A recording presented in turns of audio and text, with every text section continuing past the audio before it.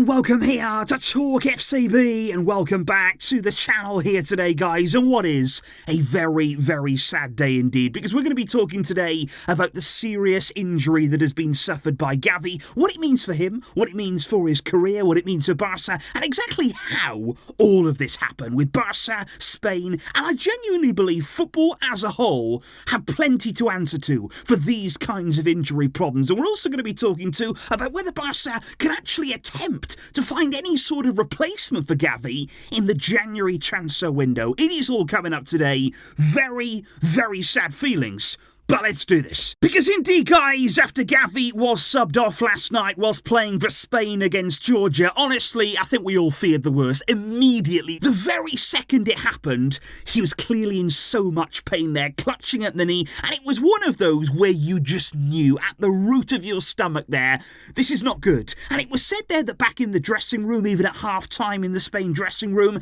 it felt like a funeral. Every single player in that dressing room, they were hurt by what they were seeing. Gavi was in so much pain, he was actually crying apparently, and he was shouting, it cannot be, I need to play. And that's who he is. He is somebody who lives out there on the football field. He absolutely savours every single second, and that is why it's so heartbreaking. And apparently Yamal and Ferran, they were ones that were really struck by this, of course, Barcelona players, but like I say, every player. And that is why when you hear in the media, guys, about Gavi not being a popular player within the Spanish team, within football there, painting his character in a bad light out there on the field, that's what the media will tell you. It's nonsense. This is a player here who is so widely respected. Everybody is gutted by what has happened to him, and it is so sad to see. Because indeed this morning, Barça have confirmed the news that absolutely none of us wanted to hear, because they've said there that tests carried out on Monday morning have revealed that Gavi has a complete tear of the anterior cruciate ligament, ACL, in his right knee, and an associated injury to the lateral meniscus too, and he will have surgery imminently. And what we can learn there from that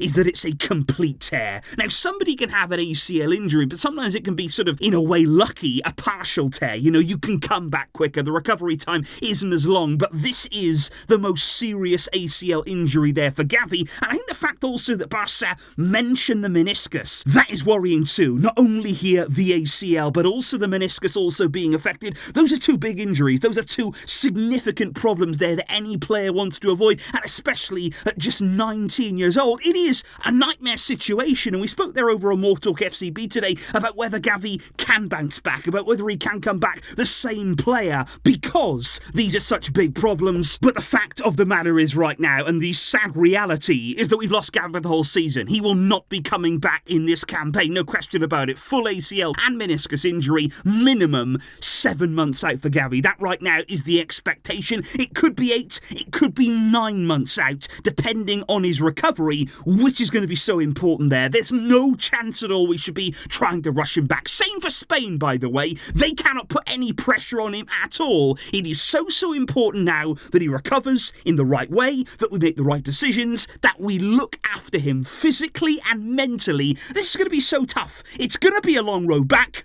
but we all want to see this fabulous young player back out there again. But how has this happened, guys? That's the next port of call now. That's where we go next. Because yes, when you're looking at a Barca point of view, he has started 10 out of our 11 league games this season. He's played a lot of football for us. There's no denying that. And in our defence, at times this season, we haven't been blessed with a stat midfield. Injuries there to Pedri, to Frenkie de Jong. They have left us needing really to depend on Gavi. But look, he could have had more rest. Over the course of his Barca career, we have used him a lot.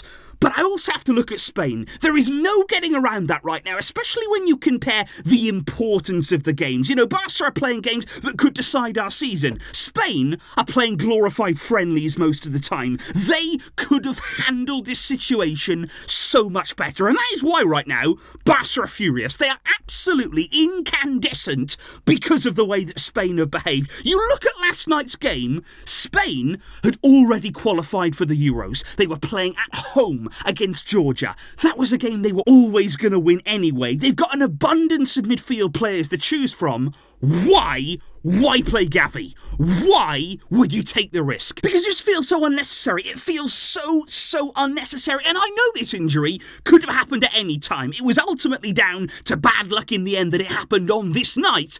But he didn't need to be out there. And what has Spain done now? Because forget even here about me with my Barça hat on. Spain have only hurt themselves. By playing Gavi in this absolutely meaningless game, they've robbed themselves of a great player, an outstanding player, an influential player for them at the Euros. He also won't be at the Olympics. So Spain here have only hurt themselves. Was it really worth the risk? And I have to look here at the Spanish coach, Luis de la Fuente. Now, for me, this guy is a first-class clown. He said before this game, by the way, good players never rest.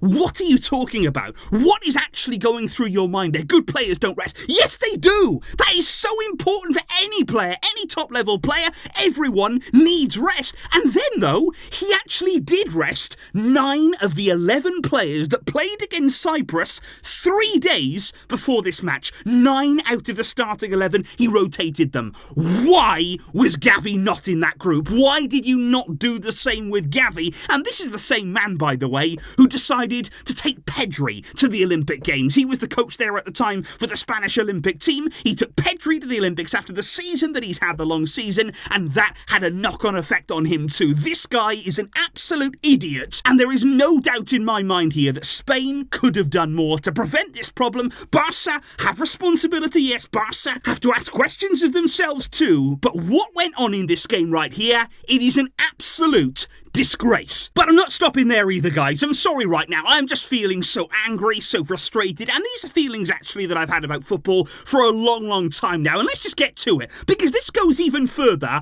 than Barça and Spain. This actually spreads to the issue in football that is much wider than that. The sheer number of games that top-level players are being asked to play right now. Because when you look at FIFA, when you look at UEFA, it is simply about greed. They want more and more games. They don't give a damn about the players. They could not care less about what they are going through right now. All they want is more money in their pocket. You look at FIFA right now, they're increasing the World Cup, more games in that. They're even increasing the Club World Cup. Who on earth asked for that? Who wanted the Club World Cup to be a bigger competition? It is an absolute joke. And you look at UEFA too. They moan so much about the Super League. They really hit out and criticise that. Then they go and actually shake up the Champions League. They increase the size of that. They invite teams to it to get more and more games. And where does this end? Because we want to see the best players fit and available. And not only available, but we actually want to see the best players and the best teams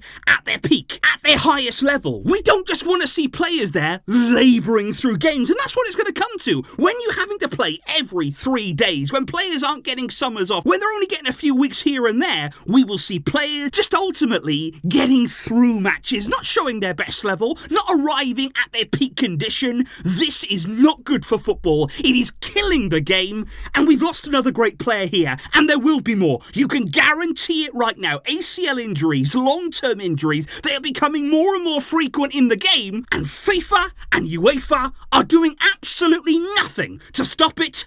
If anything, they're only making it worse. But oh, wait a minute, guys. Oh, I almost forgot. Barça will get money from FIFA. It's okay. We've lost Gavi for the season. It's all going wrong for us there. An absolutely incredible player that we can't call upon. But it's okay. We'll get 4 to 5 million euros in compensation from FIFA. Oh, well, that just makes it all better. That's okay then. Barça could not care less about that compensation. They wanted Gavi available. But when you are looking at the January transfer window, lots of people asking now, are we going to be able to do anything? Can we replace Gavi in some way? Is it going to be possible to bring in a player now? Well, La Liga's rules actually stipulate there that Barça, although they're exceeding the salary limit, although we don't have FFP room right now, they will be allowed to sign a replacement for Gavi, given that he'll miss the season, for a maximum of 80% of Gavi's salary. So we'll be able to use their 80% of that wage of Gavi. La Liga will allow us to do that in order to sign some sort of replacement. Now, it doesn't have to be a midfielder. Technically, that could be used in other other areas if we wanted to, but that does leave the door open for Barca to try and do something there, to have a little bit more room to work with, maybe to bring in a reinforcement. But obviously it's not what we wanted. No doubt about that, guys. Doesn't matter what we can do in January, doesn't matter what we can bring in there. We wanted Gavi in our team. That's who we wanted. He's having a great season. He really, really was. And for it to be cut short like this now, to miss the entire campaign and more, it is so sad. And I'm so frustrated. I'm angry. I'm gutted. Because you think about it right now with the players that we've had, coming through at the club. Ansu Fati, what a talent he was. He was cut down by injuries. He was laboured. He was plagued by that meniscus injury. We've had Pedri. What a player he was for us. He's been plagued with injuries ever since too. And now you're looking at Gavi. I mean, the luck that we've had at this club, what we've had to go through with injury problems, it is painful. It is absolutely heartbreaking. And just let me know, guys, in the comments down below today. It is a sad day. It's an absolutely heart-wrenching day. And what is your reaction to all of that? What is your feeling right now about this injury? Can he indeed bounce back? Can he return stronger after this? Let me know all of your thoughts and feelings down below. Just vent to me right now with what you are going through. I will see you soon with more. There will be lots more coming up, lots more to discuss on this, I am sure. But yeah, very, very sad day. I'll catch you soon, guys. But until next time, as always, Visca El Barça.